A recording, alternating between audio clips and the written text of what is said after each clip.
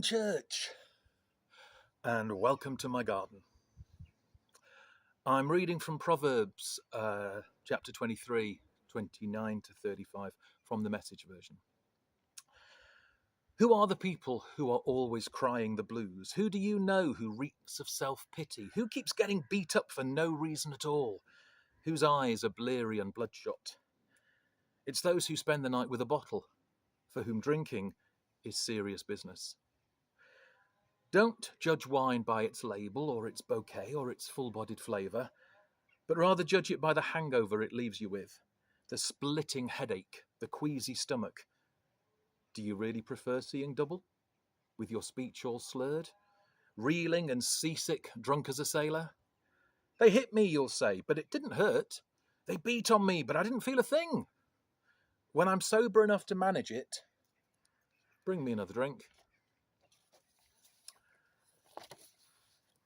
The first thing that came into my mind when I started looking at this proverb was I actually connected it to 2 Corinthians 9, verse 7, which says, God loves a cheerful giver.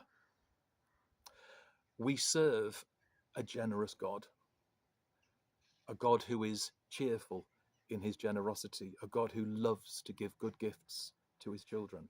So this passage is not telling us that God is a stingy God, God is a tight-fisted God, not at all.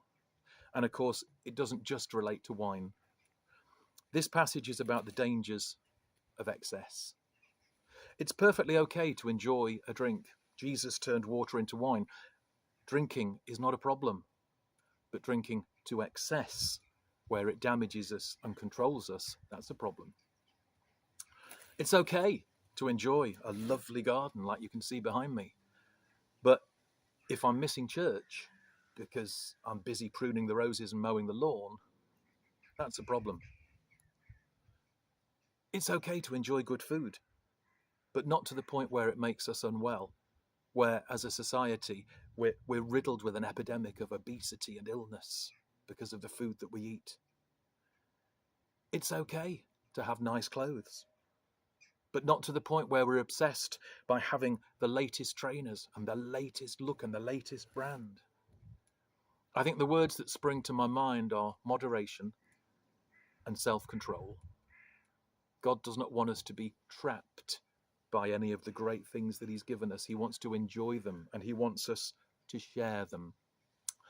If God is a cheerful giver, then we should model ourselves on him and we should be cheerful givers. So rather than living to excess, God is telling us to moderate what we do, exercise self-control, and be generous. Share what we have. Do not overindulge for ourselves.